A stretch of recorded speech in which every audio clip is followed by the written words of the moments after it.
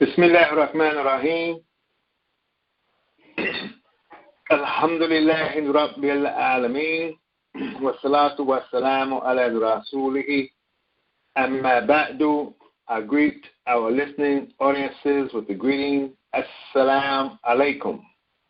Well, welcome to our Thursday evening Quran presentation.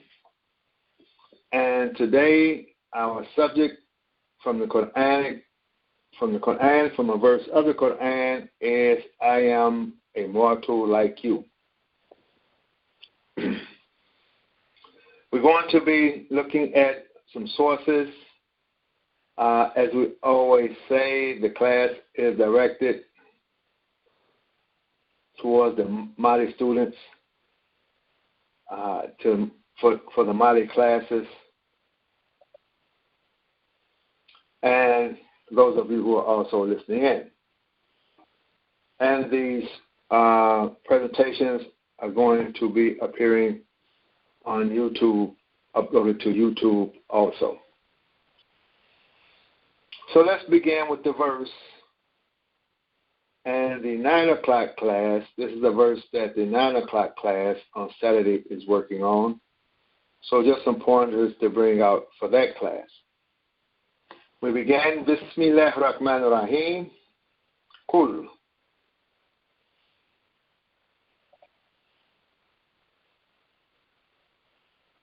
One second. Let me get my pointer here.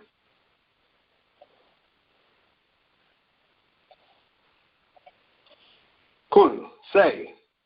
Now, if you notice in the Quran, with the Quran in the Arabic text, we do not have punctuation marks. So you have to learn how to read the Quran. I would say learn how to read phrases and connect the phrases. Some phrases are complete thoughts, and some phrases are not complete thoughts. But you want to learn how to read phrases and connect the phrases. So, kul, say, and then we may put a colon here. Innama ana basharun. Innama here is a particle of restriction. It's a particle of restriction. When we say ana basharun, then there's a restriction here that we would say I am only a basharun. We're going to look at this word. Now, when we began, all of the students, when you began looking at a verse, in order for you to understand at this point that you're at the juncture you're at in your studies, you want to look at the translation and see the words that are translated. The word kul is say. And then he adds unto them, O Muhammed. Then I am only a mortal. So he has translated basharun as mortal. So keep the word mortal. Do not go into Hand's word. Do not go into an Arabic English dictionary and look for another word. Just take the word mortal. That way you're going to be in context. You want to keep yourself in context with what's going on as you're reading other sources. All of the research references that you're going to be using as your foundation for your writing is going to be related to the verse. So if you start out from where you're at, you already know what's going on. Otherwise, you're going to find Arabic language to be a very broad language. It's not so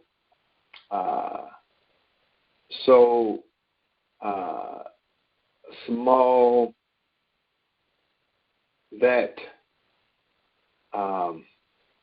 everything it can be translated from Arabic to English word for word. It's very broad. Sometimes words may have opposite meaning. So you have to know the context in which words are being used. You have to have an idea of what is being talked about. And you're going to get that idea from the verse. So we're going to say mortal. Bashadon is mortal. This is the idea. This is the idea we're given of this word Bashadon. Mithlu kum, he's saying like you. Like Mithlu, kum is you. It is inspired. Yuha. Yuha is the word inspired. It is inspired in me. He says, Ilayya, in me, that annama, again, this is a particle of restriction. Annama. Even though he translated as that, you would say, Ilahukum, Ilahun wahidun. Your God is God one.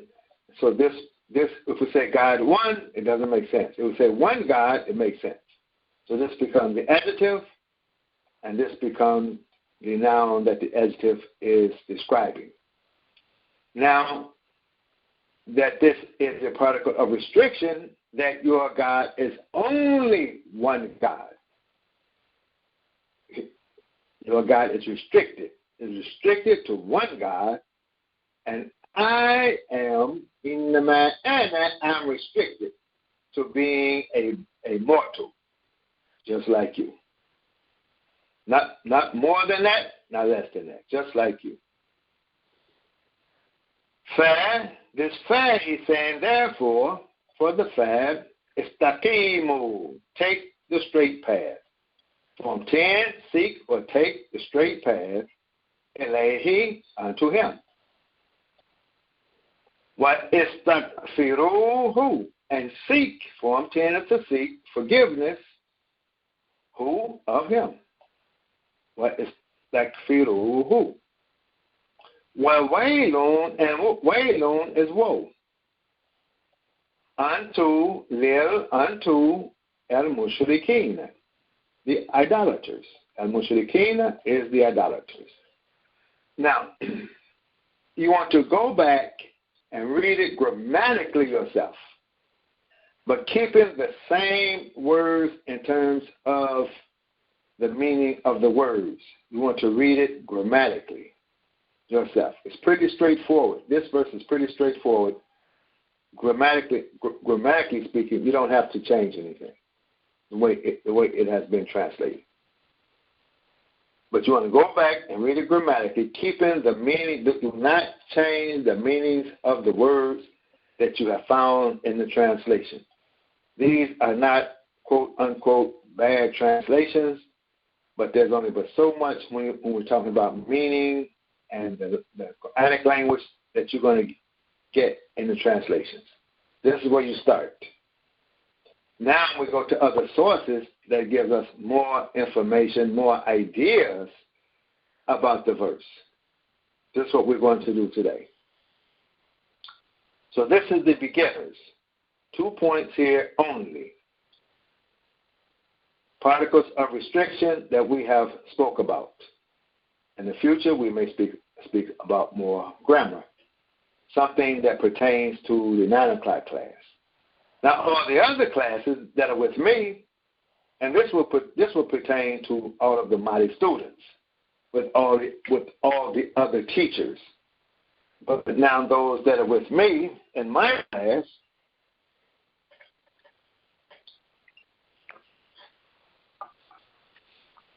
let's look at some of the sources.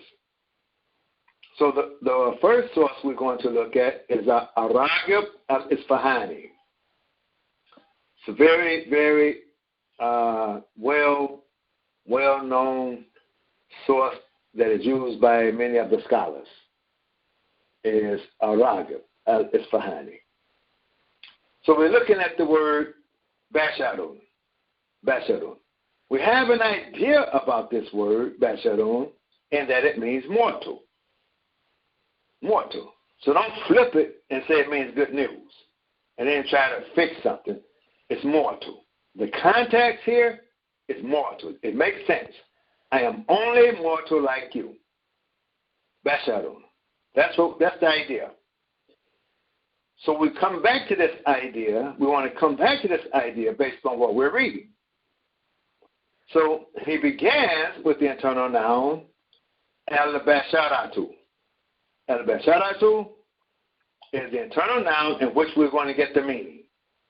Now, if you read up to the first comma, the beginners, if you read up to the first comma, and all of the students could probably do this, read the first and try to read it grammatically correct. Al-basharatu is zahiru al-agility. The visibility of the skin. That's basharatu. It's the visibility of the skin. That's the definition. That's we could say the origin of meaning. The appearance of the skin. Now we can read on to get more information if we would like. So we go back. Does that sound like immortal? A mortal is someone who's, we could say, who's a flesh person. Skin. Person that has skin. He shows his skin. And we'll see it as we go. But maybe that's not enough for you. Let's go to the next one. We say, el-adamatu. Well, adamatu is batinuhu. And the skin, another word for skin, adamatu, el-adamatu, batinuhu, it's internal, it's inner, it's hidden, inner. So we could say the skin, the inner skin, and the visible skin, the hidden skin and the visible skin, we say it's all flesh. We could say flesh. So bashara is, we would say, is the flesh and blood person. Just person of flesh and blood. That's bashara. Now, let's go a little further now for the lesson for your advancement. If you take it here, if you can use this meaning in terms of an example in your writing, a metaphor in your writing, figurative speech in your writing, in terms of bashara. We could say, I am a mortal, flesh and blood, mortal, just like you. Yes. Now, we say, وَأَبَّرَ عَنْ الْإِنسَانِ وَأُبِّرَ عَنْ الْإِنسَانِ. That it is expressed about al-insan, the human being. Does that sound like bashar? Bashar? Does that sound like mortal? It is expressed about the human being. Bil-bashari. With al-bashari, by al-bashari, i'tibaran, considering biduhuri jaldihi, considering by the appearance of his skin. He's taking a little further. Min ash'ari, from the hair. So it's the human being. The idea of bashara is the human being. Al-bashara or basharun is the human being taking into consideration the appearance of his skin from hair. It's giving you the origin of it. Bikhilafi, differing, the opposite of al-hayawanat, of the animals. Allati, which alayha, upon them, as-sufu, is wool, aw al-shi'ru, hair, aw al-wabaru, fur. So here, Bashadon is defining the human being whose skin is visible, unlike the animals who's covered with wool, hair, or fur. Yes. And you don't see the skin. Yes. Unlike the human being. This is Basha. This is the origin of the word Basha. So we go back and it's saying, say unto them, O Muhammad, speaking of Muhammad, because say, kul, we're talking to one person, singular, you singular. And the first idea in the Quran we get is Muhammad. Though it could be addressing all mortals individually. I am only a flesh and blood creature whose skin is visible, unlike the animal who have wool, hair, and fur. Just like you. Now, we could take that as a sign, but I'm not going to elaborate it. I'm not going to elaborate on it. Because this is a class, this is an addition to the class to teach you to read the sources. So I'm going to restrict myself to that as much as I can.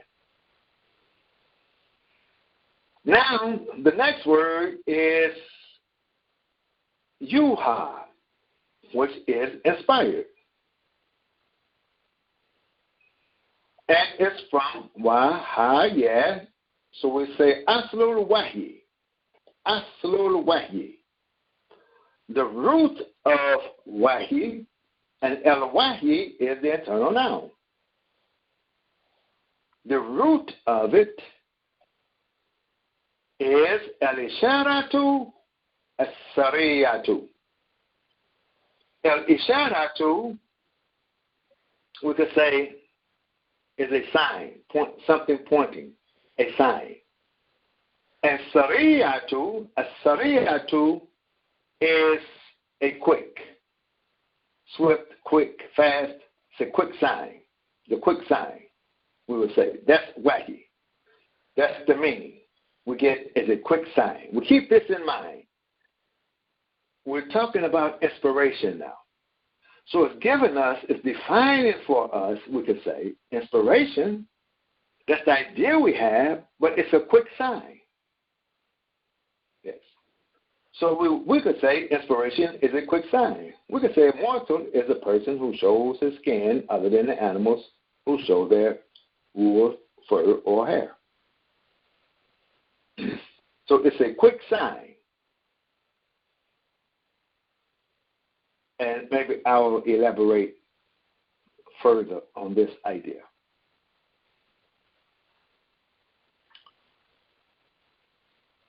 Yes, I'll take a point, perhaps, that I will elaborate. وَلِتَدَمَّنَ السُّرْعَةُ. So, السُّرْعَةُ كِيلًا. So, sur'atu here, we would say, is the speed. The speed. The speed is guaranteed in order that the speed is guaranteed, or the speed is implied.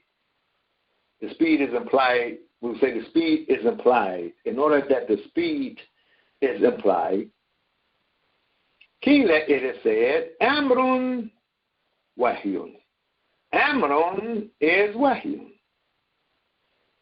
A command is Wahyun.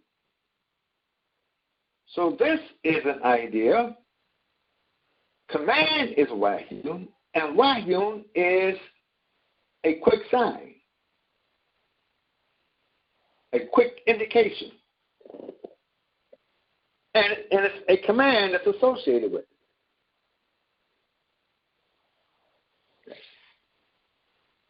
وَذَلِكَ يَكُونُ بِالْكِلَامِ, and that will be by speech. So this wahyun, a quick sign by speech, ala sabili aramzi, upon the way of sign. Speech upon the way of sign. وَتَعْرِيدِ, and upon the way of the hint or an allusion. It's speech using signs. Yes.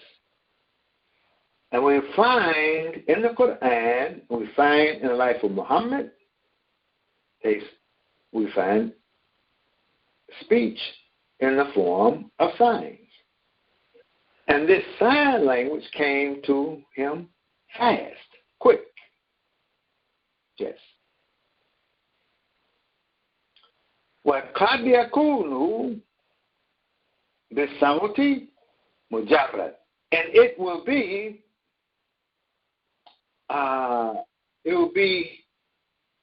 free sound. Bisawati, it will be a pure sound, we could say, a free or pure sound, anila tarakibi, that's not constructed.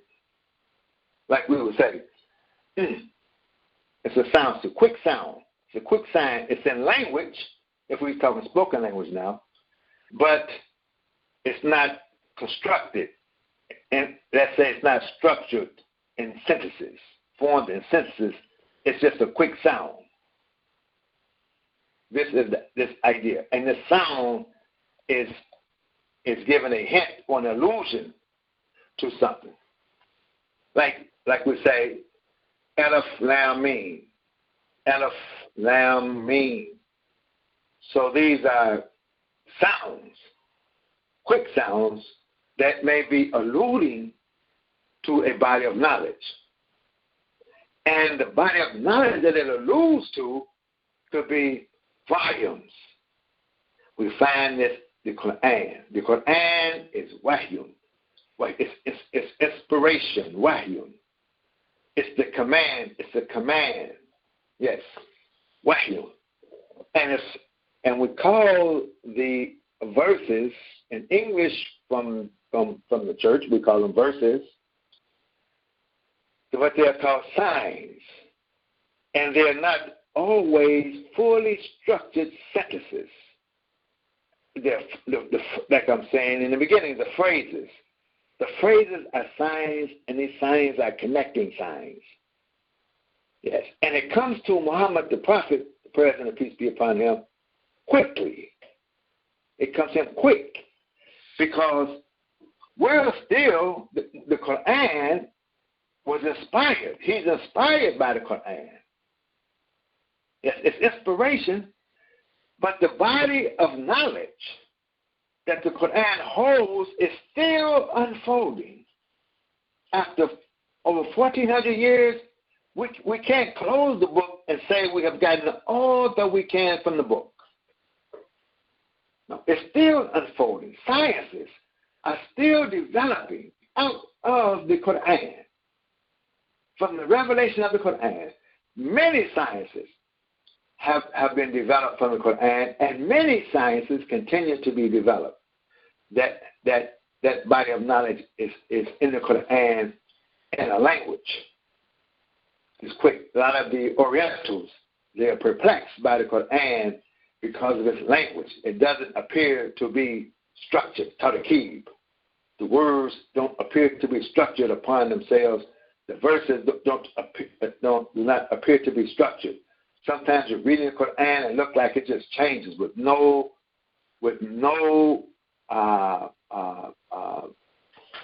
pre-writing to let you know we're going to change. It just changes. The theme may switch. It may switch themes. It may switch from first person, third person to first person. Yes, it switches midstream-like. It appears that way because we're reading signs. and it's wahyu. That's how it comes. Yes. It comes to Muhammad the Prophet. Why be isharatin, and by a sign, be ba'adi al-jawari, by some of the extremities, the limbs or extremities of the body. This is also, now let's keep in mind the original meaning we have here, and the original meaning we're saying here. This is the original meaning. Al-isharatu sariya. And we're elaborating on that idea. So this al-isharatu as-sariya can come with words that are not structured. It can come with signs that you're given with the limbs. You can be pointing to something. You could wave. You could move your eyes. You could move your head real quick to say something. And bil kitaba. Bil kitaba, and with writing. Yes. So we can see that wahyu. We're talking about wahyu. It comes with writing, but it's quick. It's fast. We used to have what they call shorthand. Yes. Symbols. You're using symbols, but it's quick. What you're writing. You write a little bit to say a lot. Yes, the Quran is a small book, but it contains volumes and volumes of knowledge. Wahyu. Trying to give you an example of what we're saying here. وَقَاتَهُمْ إِلَىٰ عَلَى ذَلِكَ قَوْلِهِ تَعَالَى. So it is held upon that, it is shown upon that, held upon that, how do I put it? And his saying, the Most High, on Zechariah, about Zechariah. So now, Ragib is a Quranic Arabic dictionary. It's one of the best. It's Quranic. So he's using the Quran. He's going to give you an example. He's giving us the definition. He's defining for us al-wahyi. And you can stop here if you want and go to the verse and look and see how the Quran, how the word is used in the Quran that applies to the meaning he's given of the word. So he says, فَخَرَجَ عَلَىٰ قَوْمِهِ. So this is Zechariah. He went out upon his people min al-mihrab, from the place of prayer, the mihrab, the place of prayer. فَأَوْحَىٰ إِلَيْهِمْ. So here's the word wahi again, right? أَوْحَىٰ إِلَيْهِمْ. So he gave a quick sign. A quick sign he gave to them. Perhaps using his hands, perhaps using his head, a nod or something, perhaps in a writing, perhaps in a word, but not sentences, full sentences, not a dissertation. To them, and sabbihu, that sabbihu, meaning that you glorify. I'm going to use glorify so you know. I won't flip the word on you. Glorify bukratan, the mornings, wa ashiyan, and evenings. Mornings and evenings. That you glorify the praises of your Lord morning and evenings. He's saying this to them with a quick sign. Awha ilayhim. And you could say he's inspiring them by giving a quick sign to them, saying that. Yes. This is the foundation of the idea of inspiration. This is the origin of the idea of inspiration that we find in the Quran. So we'll take that and work with that in our writings. I'm showing you how to read Raga. You can stop here, you read up, you can take another piece. And I underline this I underline Amrun, Wahyun, because we're going to come back to this idea in another source. Yes. And then you can read up to the next comma, signs and allusions. Then you can read up to the next comma, speech that is not structured. Read up to the next comma, using one of the limbs for writing. And then you're going to give the example of Zechariah. Depending on how much you want to read and take from Ragib. This is the Ragib. I'm showing you a little more, stay a little more ahead of you, showing you more, and then you work your way into using Ragib more and more. Okay.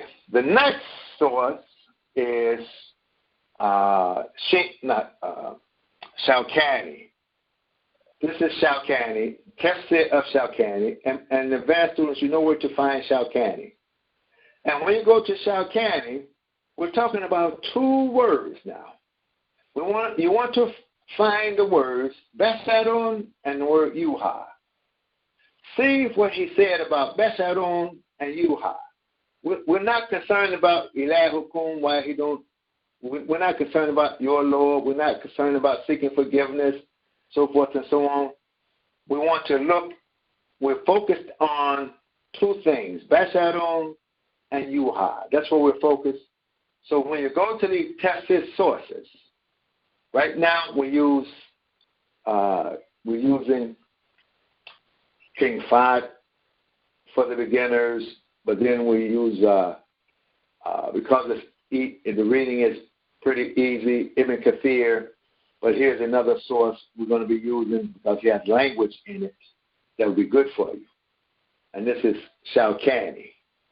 Once you can read, if you learn to read King Fahd, just take phrase by phrase, King Fahd.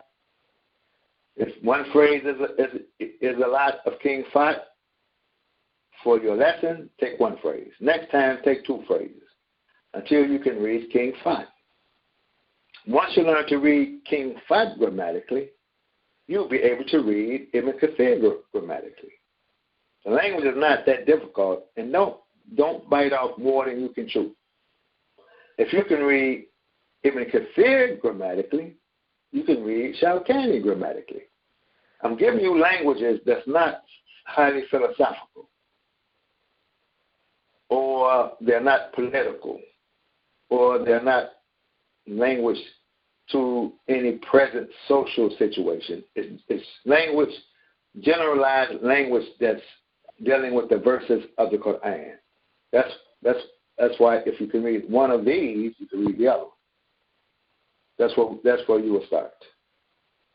Then you could by your own interest, you could branch off into other Arabic sources pertaining to the Quran. Yes, this is the Mali method and instruction. We're learning to read the Quran with comprehension. We're not learning to read Arabic newspapers or books and things in general. We're learning to read Quran.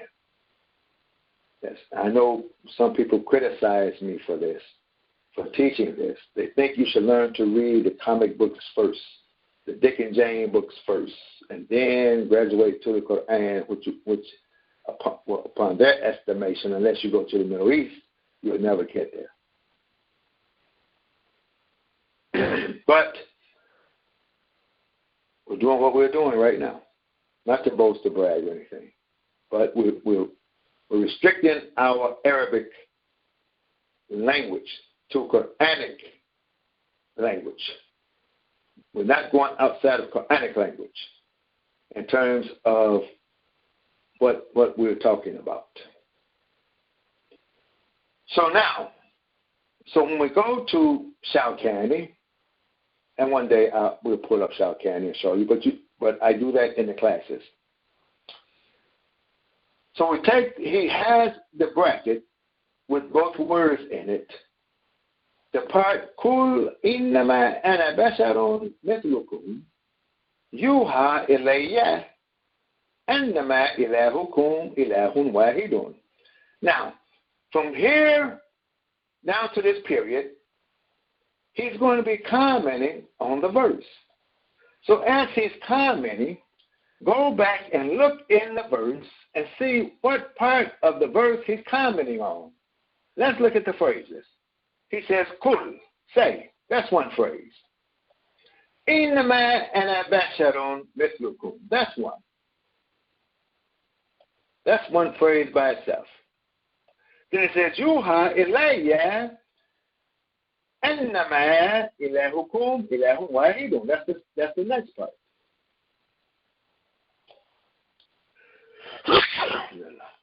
We make this one. So we have these two. So he's going to be commenting on something here or something here, maybe a word here or a word in here. He's commenting on. Go back, try to go back and know the key words. Basharun, mithlukum, yuha, ilahukum, wahidun. These are your words. These are your words here. So see where he's commenting. Reflect back to see where he's commenting from the verse. Don't read on and on in the condition that you are for reading. Don't try to read all of this. All of this you're going to read without pausing and reflecting back to see what is he referring to.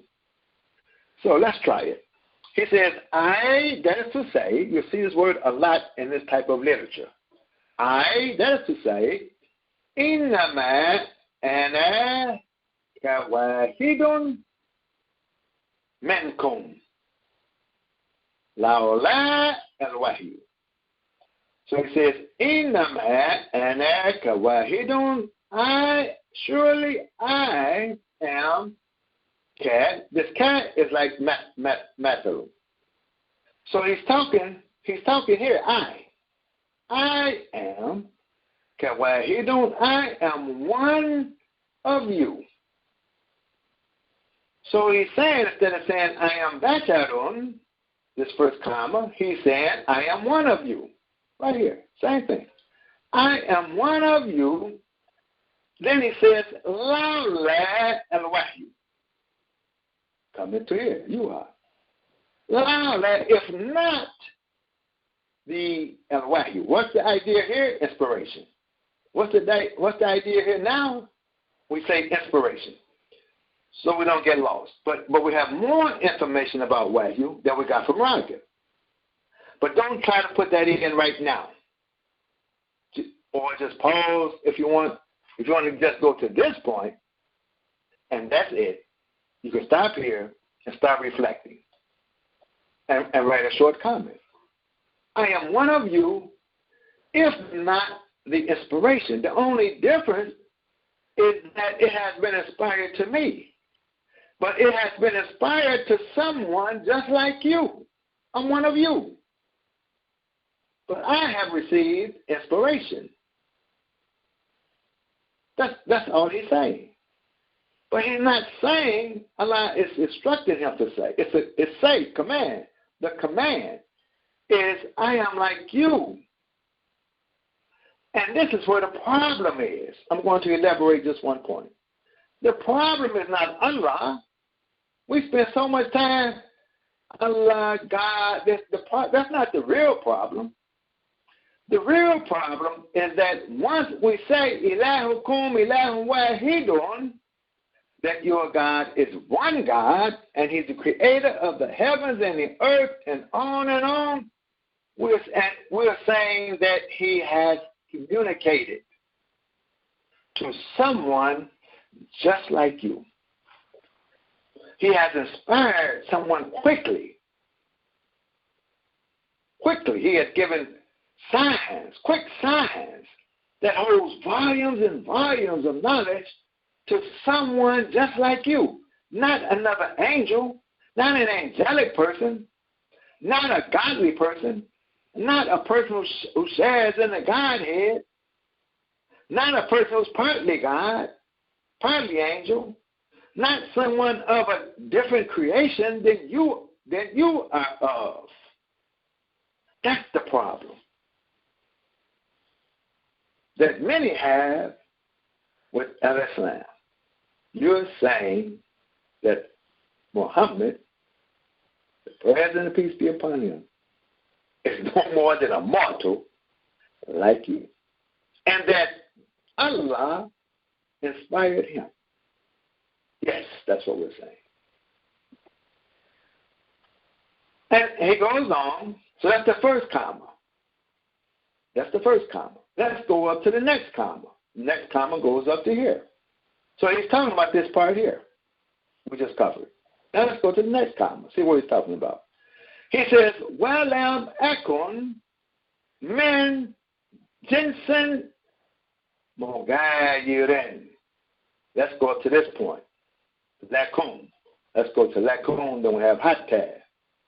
What's he saying? He's saying, I am not, lam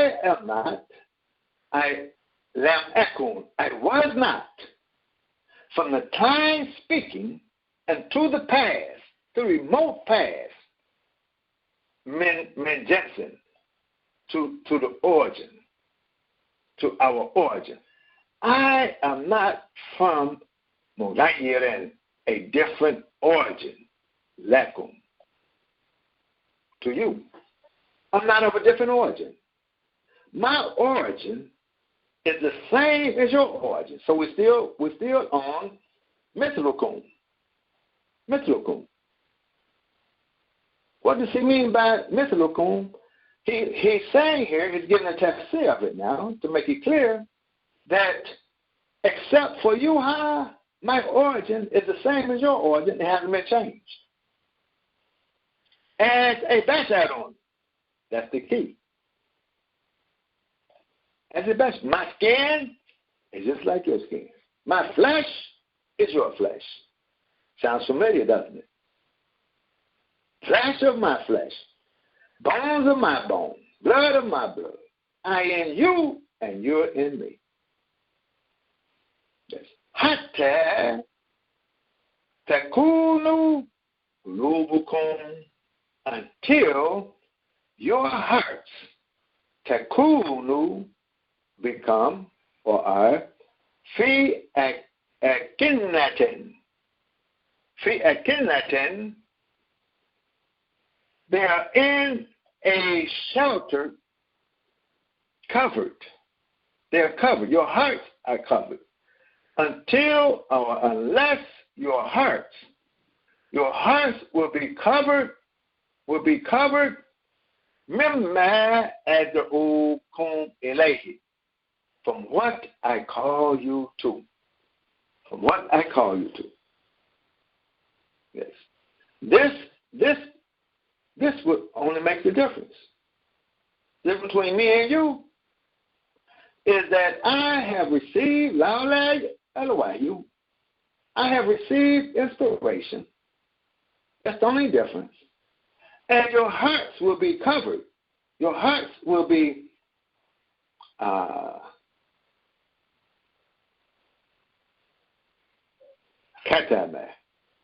sealed from what I've called you to. That's the difference between me and you, he said. Now, this I'm reading now, is from the previous verse of the verse where we're reading here, 41:6. 41:5, this is in 41:5.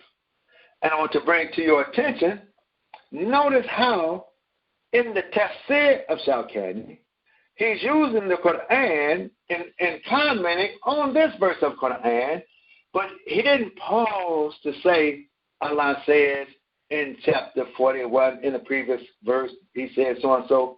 Go look at the students now. If you're a student, I'm not going to do everything for you. Go and look at 5 and see how he's taking this idea from 5, but you don't see a bibliography of the Quran that say he's taking it from 5.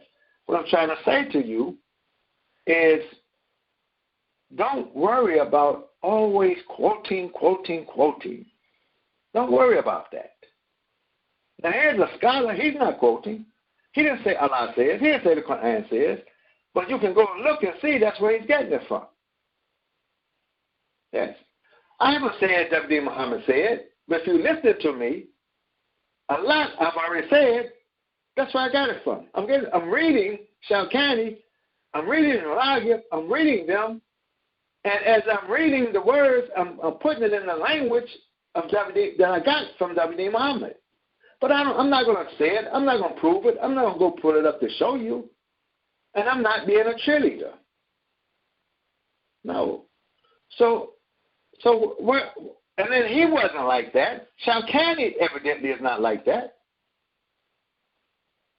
You don't see numbers for footnotes. So don't worry about that. Don't worry about the cheerleaders, what the cheerleaders might say. Don't worry about what people might say who can't read. Don't worry about that. I want to bring that to your attention. So sometimes we're going to get to where you can take the Quranic verse and get the idea from it to help you make the comment on another verse. When you start looking at how the Quran defines itself, we're growing into that. We're almost there where we can start seeing the Quran. This part of the Quran helps explain this part of the Quran, and we don't have to quote. We get the idea from it. It don't have to be exactly. We get the idea, and he's using the idea. It's not all the exact words, but we'll see where he's getting the idea from. Okay. So he's saying this. He says, "Well, free adhanikum," and in your ears, waqrun, is a deafness. There's a heavy, something's heavy, it's deafness, it's blocking your hearing. Now, we can go to other verses we've had. We've talked about hearing and seeing, how hearing and seeing is directly related to the heart. So your heart is being covered because there's a deafness in your hearing. You can't hear. What I'm calling you to, you can't hear it because there's some kind of deafness in your hearing. And that deafness in your hearing is causing your heart to be sheltered, calcified, blocked from me, you being like me. I'm just like you. Just like you. But I'm giving you, calling you to what has been revealed to me, and you can't hear it. That's the problem you have. It's not your creation. It's not in your origin. It's in your stubbornness. You wanted to reject what you're hearing. Therefore, that's the difference between me and you. The only difference between Muhammad and us, the prophet, is that we reject the Quran. This is inspiration comes to him, and he demonstrates the inspiration, and we just reject it. And those who did not reject it, look at the great sciences that have advanced from the book. Yes. Now this Muhammad, we're talking about Muhammad the prophet saying, I'm just like you. I'm just like you. I'm one of you.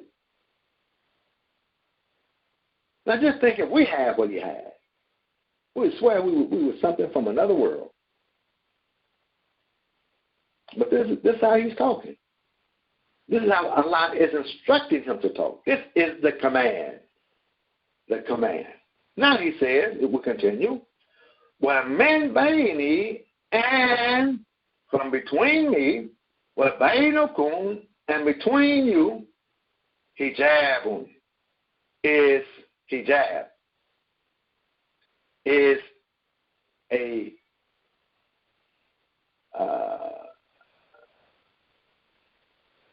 hijab is a screen, something's blocking. There's a partition between me and you. That's just a partition. I'm a flesh and blood man like you. This is what Muhammad the prophet is saying. Just like you. But because you reject what I'm bringing to you, that has been inspired to me from Allah, then it plays a partition between me and you. That's all. وَلَمْ أَدْعُكُمْ, and I do not call you إلى ما يخالف العقل. Now we'll take another phrase. So far we're talking about you high now. So this part we're talking about the heart and all of this. I call you to, and the ear having been deaf, and there being a partition between me and you. And I do not call you to what the intellect, or what imposes the oppose. The intellect does not differ with it. You have a full alaqlu. I'm calling you to what the intellect does not reject, does not differ with. The intellect itself does not differ with what I call you to. He's talking about Yuha. All of this is talking about Yuha. Look back up. What part of this verse is he talking about? The first part he was talking about is Basharun. Yes. I am one of you, except for the inspiration. Then he's still talking about I'm one of you. I'm of the same origin. There's no difference, right? Until now your hearts are being sealed from the inspiration. He's talking about the inspiration now. Just look back and reflect to see what he's talking about. Then we're getting ideas about inspiration now. We got ideas about mortal. We'll take the ideas from Ragib. Now we're going to take the ideas from Shalkani about mortal. I'm one of you. And he's giving you this. He's giving you the comment in the context of the verse. Yes.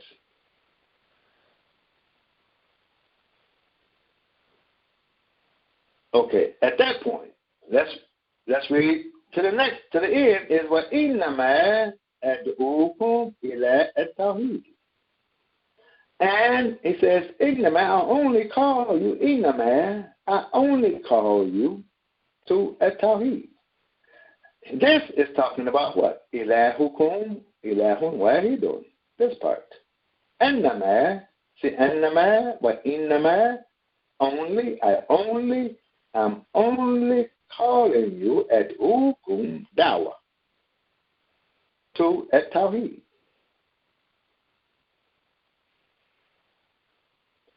Now we'll just stop there. He's commented on this part. Yes. This is Shalkani. And this Tawheed he has here, if I want to elaborate, if I want to get an idea here, it came quick. This is the wahyu. So Yuha, what's the Yuha? The Yuha is ilahukum ilahum wahidun.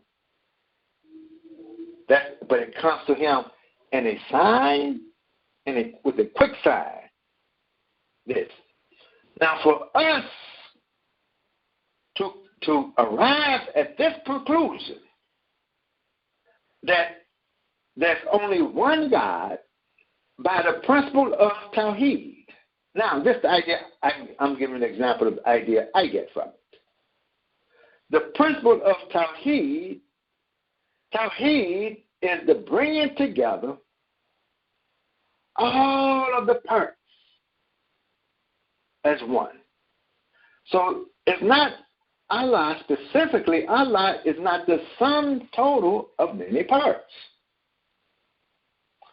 But the creation, when we take and look at the creation, the scientists today, without inspiration of Quran, quick.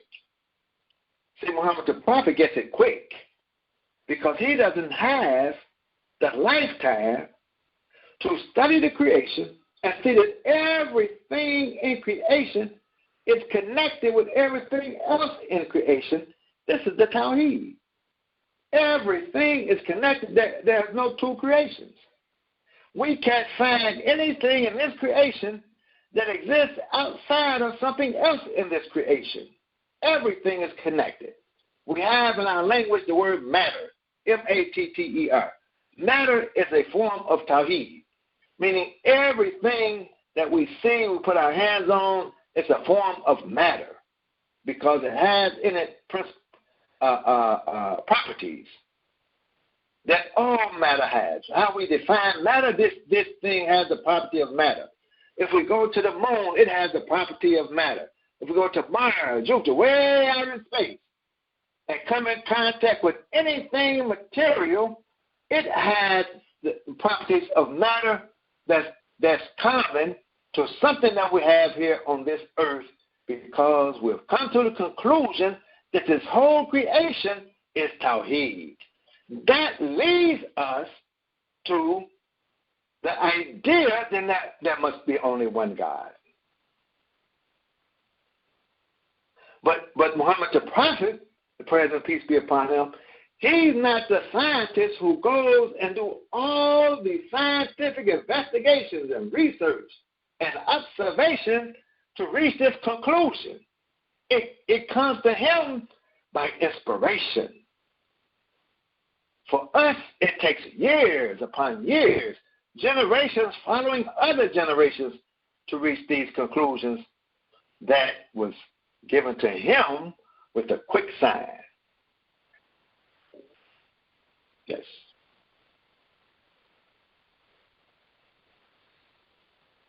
Now, that could be enough. If you get this far, read each phrase, and part of this is the Quran, so you can look at the Quran to see what it says, and you get this far. Just read one phrase. You're going to learn how to read one phrase. If you read one phrase, take your time, read another phrase. Now this might take 3 weeks.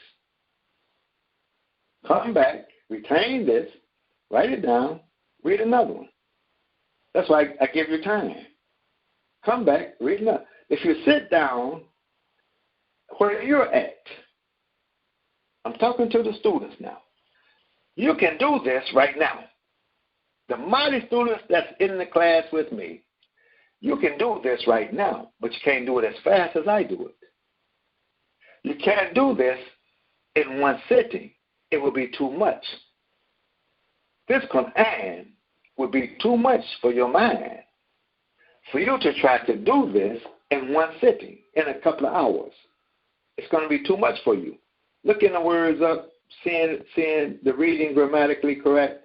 What is it saying? Reflecting on it. It's too much. This verse here, just to reflect on this verse, is a lot. A lot of us misrepresent the Quran because we say this so fast and say something so quick and fast, and we don't take the time to pause and reflect. When we read Quran, once you read it slow and give yourself, it's like eating food. Don't eat the food so fast you don't take time to breathe. Eat it slow. Eat it slow and breathe. Take the time to breathe and enjoy it. That's how you should read Quran. Take the time. Your mind wants to breathe, meaning your mind wants to reflect. The intellect wants to reflect on it. It was revealed so you can exercise your intellect. And it will force your intellect to be exercised. So don't try to take the Quran all in one moment. It will be too much. It will be too much for you. It is too much for you. So stretch it out. That's why I give you 3 weeks. At least 3 weeks. Take a piece at a time. And then take your time during the day to reflect on it. Reflect on a small piece. Don't shut down. You don't have to shut your life down. You're sitting for a moment by yourself. Reflect on it. You're sitting for a moment. 4 hours later, reflect on it. Reflect on this. Reflect on this. In between, and the more foolishness you get out of your life, occupying your life, the more time you have to reflect on something like the Quran. Don't sit quietly and I got to talk to somebody. And you get on the phone and call somebody and you're talking out of foolish talk. Be with yourself. And this Quran can become a companion. So just do that. In 3 weeks' time, you're reflecting on it.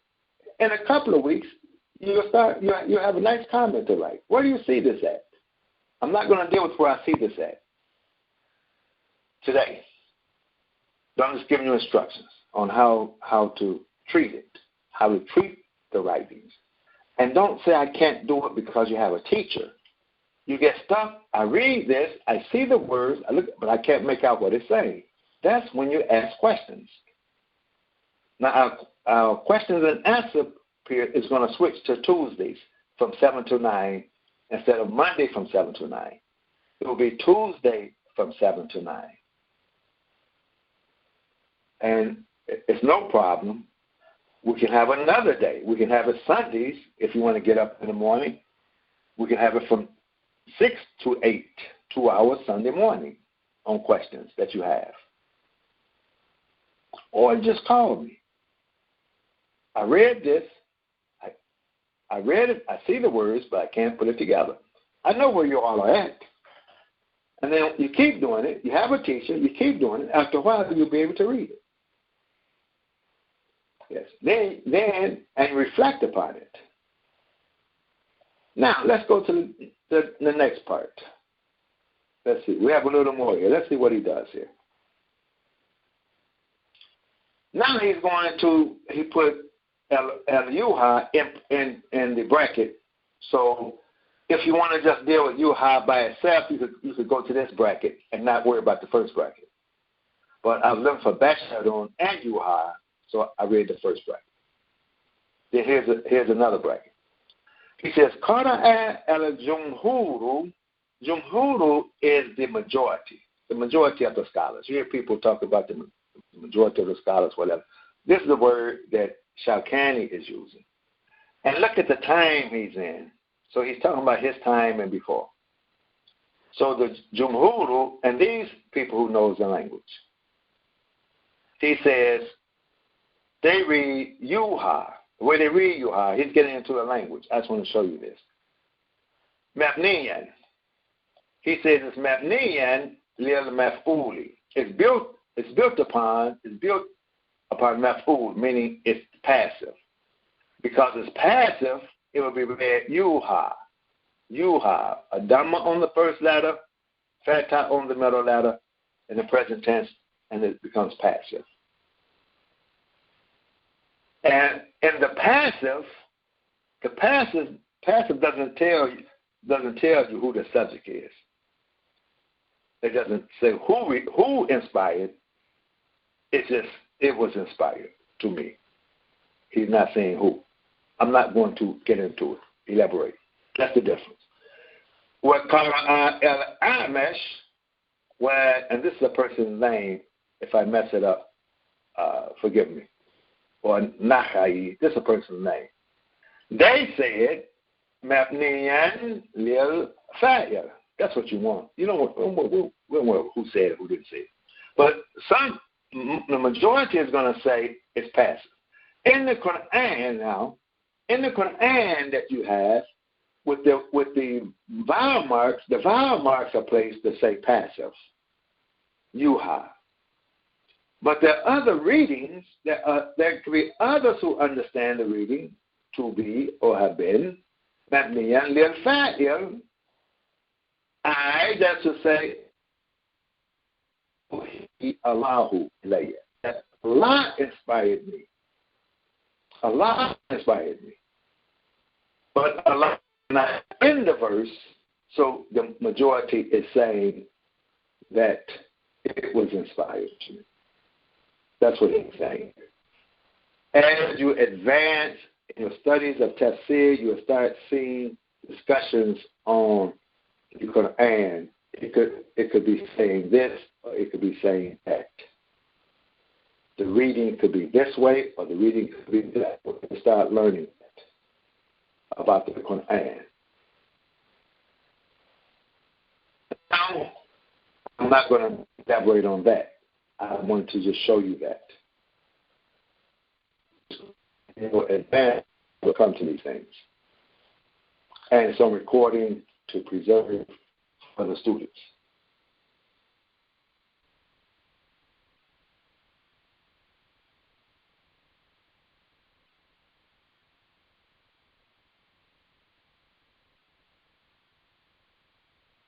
I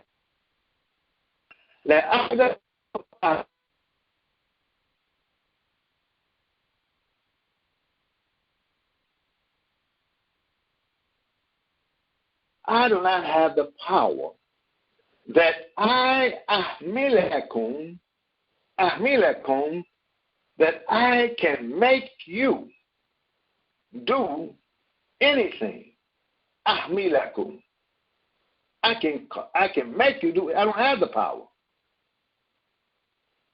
Now, what part is he talking about? He's going back to Basharon Mislukum.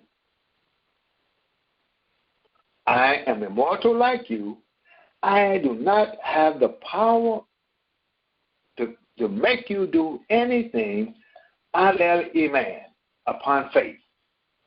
Hasran, coercive, force, in terms of coercion or force. I can't force anything on you. I'm a man just like you. I'm a mortal just like you. I don't have the power to impose anything on you. No, I have no coercive power. But however, we must understand, this is Muhammad the Prophet, and this is America. When it comes to faith, in America, no one has the coercive power to force you into any kind of faith. Coercive meaning we'll call the police. If you don't accept Islam, we can call the police. You'll go to jail. You go to prison, so forth and so on. You don't have that power. No one has that religious power in America. So the Quran says, and America says, there is no compulsion in religion. And the Prophet is saying it.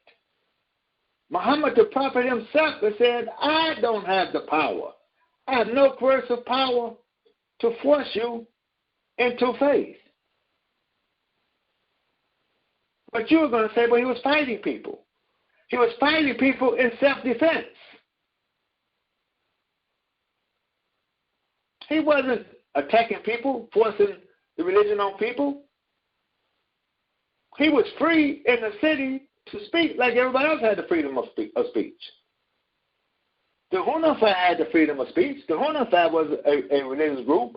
They didn't believe in idols and things. Everybody didn't have idols and the many gods and all of that. They had freedom of speech. They had freedom to move in the city. They had freedom to go to the market. So he has that same freedom. Why shouldn't he have that freedom? So when they threatened his life, he told you to defend yourself. That's to defend your life is a principle of nature. All the animals have the right to defend their life. The chicken that you're eating in the grocery store, that chicken had the right to defend its life. If it knows you're getting ready to put that knife to its neck, if there's any way possible that chicken can take your life before you take his, he has a right to. He has a right to self-defense. All animals have a right to self-defense. I was watching the Nature Channel yesterday, and it's showing the animals. They have a right to eat, and they have a right to defend themselves. Yes. So here, Muhammad the Prophet has the right to defend himself. The life for the life. You have a right, if you feel your life is in jeopardy by some kind of aggression, you have the right to defend yourself and to take the life of that person before that person take your life. That's the only place the life can be taken in the Quran. The life for the life. Everything else is just some emotion society place on you. And you want to go along to get along. But that's another subject. So he's saying here, you don't have that power. So first think we have the power to make somebody do something. You don't have that power. And there's nothing you can do. You can be a Muslim today and walk away in America tomorrow, and there's nothing, you don't have the power to do anything. If you do anything, it's against the law of America, and America has the power to imprison you. That's coercive power. Yes. If someone is trying to force the religion on you, call the police. They have coercive power, Quranic. Call the National Guard. They have Quranic. Call the Armed Forces. They have Quranic. Yes. You don't have that. Muhammad the Prophet saying, I don't have that. Under the law of God, I don't have that. To force this on anybody. Yes. فَإِنِّي بَشَرٌ مِثْلُكُمْ. That says a lot. Why? Because I am a basharun just like you. وَلَا إِمْتِيَازٌ لِي عَنْكُمْ إِلَّا أَنِ أُوحِيَ إِلَيَّ التَّوْحِيدُ. That's the next phrase. There is no privilege. There is no privilege. We can say, if we want to be emphatic, we can say, وَلَا إِمْتِيَازَ. There's no denying the origin of there being any privilege that I have over you, except the only privilege now. We're talking privilege, not power. We're not talking power. This word is power.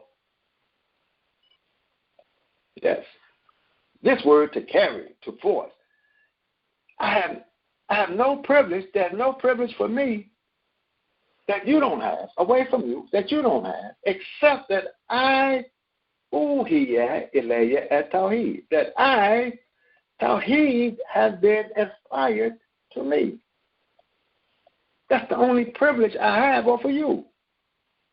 Tawheed, the verse is talking about Tawheed, have been inspired. Now, Muhammad the Prophet is talking 1,400 years ago. Today, science has developed, the way I'm talking, about Tawheed in creation. He's getting it. The commentator is putting it here that he's getting this with a quick sign. And they can't accept it. Now today, with the science today that developed from the Quran, it should be much easier for people to see the concept of one God today than they could then when he was talking. Because we have volumes of language that would say the whole creation is one, therefore the author, the creator, must be one. If there were two, as the Quran points out, in the Wahi, if there were two gods, each God would claim its own part of creation. That means there has to be two parts of creation that has that one part doesn't have anything to do with the other part, because they're two separate creators. Yes. But if all of us the same, then the two creators are just really one. It's just one. It's still just, the principle is just one creator. It's not two. Well, Amru, and the command. Uhiya, well, Amru. I underline this to go back up to make a connection here. I'm not even looking at the clock these days. During Ramadan, we're going to have a session. We could do this for 4 or 5 hours straight. See, Amrun is Wahyun. Now, who said this? This is Ragib. Amrun Wahyun. This is Ragib. Now, we come to Shawkani now. He's saying, well, Amrun bihi. Uhiya ilayya at Tawheedu wal Amru bihi. And the command. It has been inspired to me, right? The Tawheed has been inspired, and the command. The command by it has been inspired. The command. Now we go to a verse, part of the verse. It says, obey Allah, right? Ati'ullah wa ati'ur Rasul. Obey Allah and obey his messenger, or obey the messenger, whichever it is. وَأُولُو الْأَمْرِ, and those who have been given the command, and those who possess the command, those who have been given the command. Now, this puts a different light on the context of those who have been given the command with the idea in the context of Uhiyyah. Many of the people claim the command, but they have not been inspired by Allah. That's why we say that Allah has the first command. Al-Amru belongs to Allah first. Then here he's saying, Uhiyyah, it has been inspired to me. Then the command belongs to Muhammad the Prophet. For you to say you possess the command, you have the command, is that the command has to be what you have based upon Quran or the life example of the Prophet. It's not your command. Ulul Amri, the command, which means the command, not your command, the command. Yes. If we put this in context with another verse in the Quran. And then he says, for alayya, then upon me, al-balagu, is the balagu, is the wahdahu, al-balagu wahdahu. He was talking about Uhiyyah. This was talking about Uhiyyah. This is Yuha. We're still talking about Uhiyyah. All this is about Uhiyyah. That it's just the obligation is upon me is to make it clear. Is to give it in the clear speech. That's the obligation upon me only. That's all. I can't force anything. I don't have any privileges. Any of that. The only obligation is for me to make the message clear. Make the command clear. Give the command clear. That's the only obligation I have. This is a good principle we should live by. وَإِن قَبَلْتُمْ, if you accept, رَشَدْتُمْ, then you will be guided. وَإِن أَبَيْتُمْ, if you reject, halaktum, then you will be destroyed by your own rejection of it. I don't have to destroy you. Your own self will destroy you. This is the verse. So we'll do more of this. This is Shawkani. Take phrase by phrase and go back and look to see what is he talking about. Here, all of this is talking about Yuha. Yuha. It has been revealed to me. And up here we talk about both. We talked about Bashadon and we talked about Yuha. And in the end, we're talking about Tawheed. So look back and see what he's talking about in the verse. That's how you read these commentaries. Yes. And then see the words. See the broadness of the words as they have been given. And get ideas from it. You get the ideas. I thank you for your time. Assalamu alaikum. Alhamdulillahi Rabbil Alameen.